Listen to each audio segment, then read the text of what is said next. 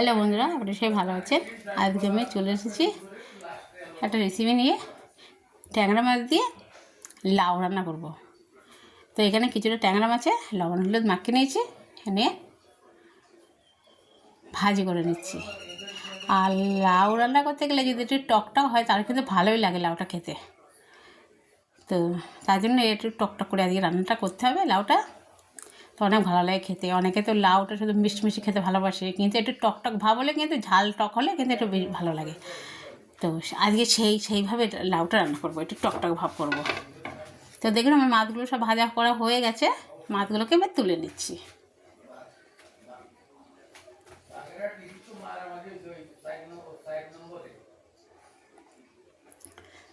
মাছগুলো সব তুলে নিলাম, এবার ওই তেলেই আমি রান্নাটা করে নেব। এই দেখুন একটু ভালো করে ভাজি করে নিয়েছি মাছগুলোকে। এবারে দিয়ে দিচ্ছি একটা লঙ্কা আর জিরে ফোড়ন,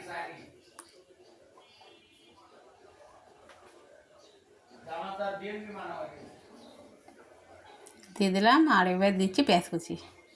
অনেক সহজে আর কি রান্নাটা করে ফেলবো, যে আদা রসুন সব কিছু মশলা না দিলে যে রান্নাটা করা যায় না সেটা কিন্তু নয়, একদম একদম না।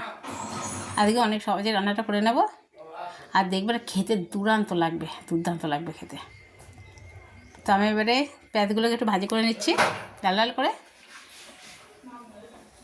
আর লাল লাল করে ভাজি করে এইবারে আমি দিয়ে দিচ্ছি কিছু টমেটো। একটু টক যদি ভাব হয় তাহলে ভালো লাগবে খেতে, সেই কারণে এই টমেটো দিয়ে দিচ্ছি।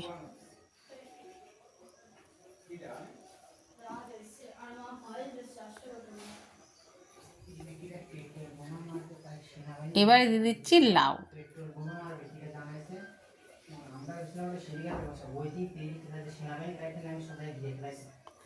এবারে লাউগুলো দিয়ে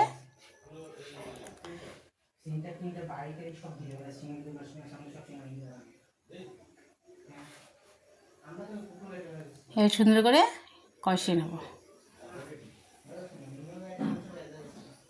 এই সবসময় তো মিষ্টি মিষ্টি লাউ তারপরে অনেকে মিষ্টি মিষ্টি খেতে ভীষণ ভালোবাসে, কিন্তু একটু ঝাল ঝাল টকটক হলে অনেক ভালো লাগে। তো তার জন্য আমি একটু টমেটো বেশি করে দিয়ে দিচ্ছি, একটু ঝাল ঝাল হলে ভালো লাগে। এবার দিয়ে দিচ্ছি হলুদ,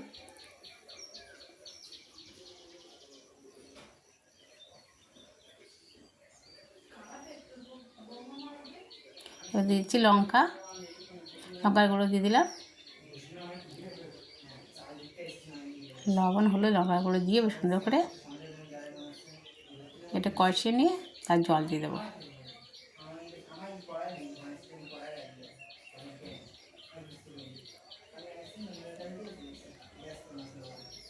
এবার লবণ দিয়ে দিলাম, আগে অল্প একটু লবণ দিয়েছিলাম কিন্তু কিছুটা লবণ আরও দিয়ে দিলাম।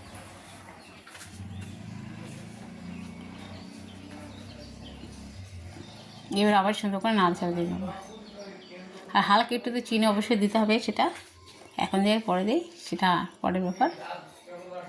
এবার দেখুন কষাতে দেখুন তেল ছেড়ে দিয়েছে খুব সুন্দরভাবে, কিন্তু আমার মশলাটা থেকে তেল ছেড়ে দিয়েছে, কষানোটা অনেক সুন্দরভাবে হয়ে গেছে। এবারে কিন্তু আমি একটু জল দিয়ে দেবো অল্প করে।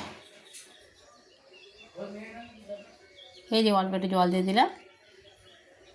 এবার সুন্দরভাবে ফুটে উঠলে মাছগুলোকে দিয়ে দেবো।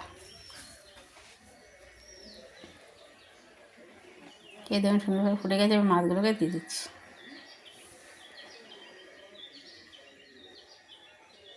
আর এই ট্যাংরা মাছ দিয়ে রান্না করছি, এটা কিন্তু আপনারা যে কোনো মাছ দিয়ে রান্না করতে পারবেন, কিন্তু আমি এটা টক করবো, বেশ দারুণ লাগবে খেতে। একবার এইভাবে বানিয়ে খেয়ে দেখুন বন্ধুরা, অসাধারণ লাগে খেতে। আর যদি ভালো না লাগে কমেন্টে আমাকে বলতে পারেন যে না এইভাবে রান্না করে ভালো লাগেনি, তাই মেনে নেব। এবার দিয়ে দিলাম চিনি হালকা করে।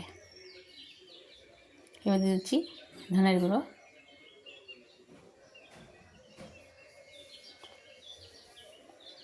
জিরার গুঁড়ো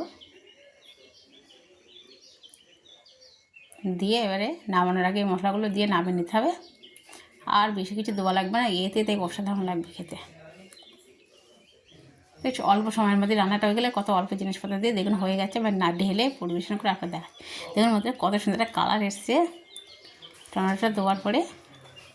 আচ্ছা টকটক হয়েছে দারুণ, খেয়ে দেখলাম আমি সব কিছু ঠিক আছে না, তার জন্য পরিবেশন করে দেখাচ্ছি কতটা ভালো লাগে দেখতে।